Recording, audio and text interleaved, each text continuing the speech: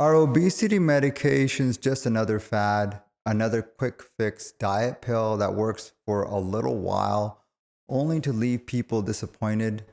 That's the question so many patients ask me. And the truth is, obesity medications today are nothing like the so called miracle pills of the past. These aren't just appetite suppressants, they're carefully designed treatments backed by years of science, rigorous testing, and massive clinical trials. And in this video, we're going to dig into the history, the science, the safety, and the myths around modern obesity medications. So by the end, you'll understand why they're not scams, but some of the most powerful tools in modern medicine. To understand why people are skeptical, we have to look back.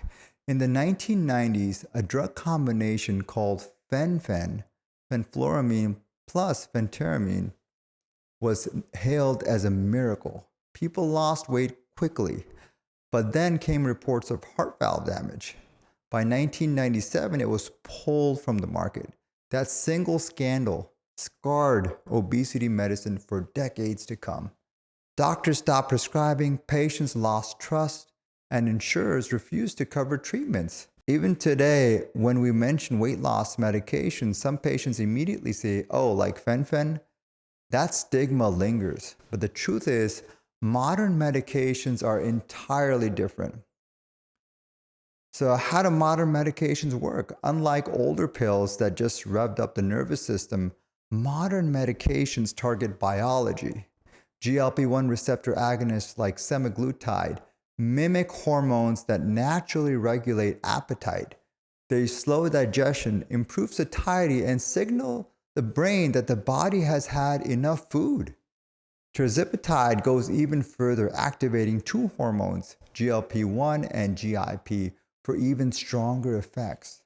Instead of simply suppressing hunger temporarily, they rebalance the signals that drive chronic overeating.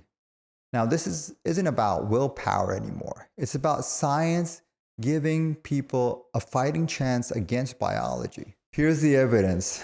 The STEP trials tested semaglutide in thousands of patients and showed an average weight loss of around 15% of body weight. The SURMOUNT trials tested tirzepatide and found up to 22.5% weight loss, numbers once only seen after bariatric surgery. And the SELECT trial proved that semaglutide doesn't just move the scale, it lowers the risk of heart attacks, strokes, and cardiovascular death by 20%. These are not cosmetic drugs. They are life-saving treatments with outcomes as impressive as many cancer therapies or heart medications. Let's talk about side effects and safety. Of course, no medication is perfect. The most common side effects are nausea, constipation, and diarrhea. They're usually manageable, especially if the dose is increased gradually. Patients with a history of medullary thyroid cancer or multiple endocrine neoplasia type 2 should avoid them, and that's why evaluation and follow-up are so important. But compared to the risks of untreated obesity, heart disease, diabetes, fatty liver disease, the benefits far outweigh the risks. Let's talk about some of the myths and misconceptions. One myth I hear often is, if you just eat less and move more, you don't need medications. The problem is biology pushes back against weight loss. Hunger hormones surge, metabolism slows, and cravings intensify. And that's why 95% of all diets fail long term.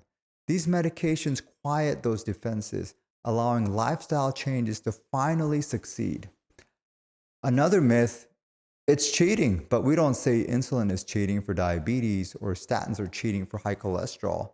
So obesity medications are no different. They treat a chronic disease with proven biology. Here's the bottom line. Modern obesity medications are not the dangerous quick fixes of the past. They're safe, effective, life-saving treatments. They don't replace lifestyle, they support it.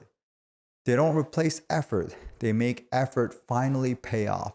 And the pipeline is only getting better with triple agonists on the horizon.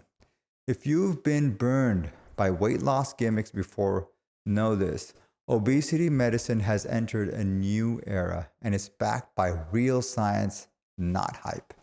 If you enjoyed this podcast, continue listening to other episodes on this channel and do subscribe to the Dr. Paika podcast.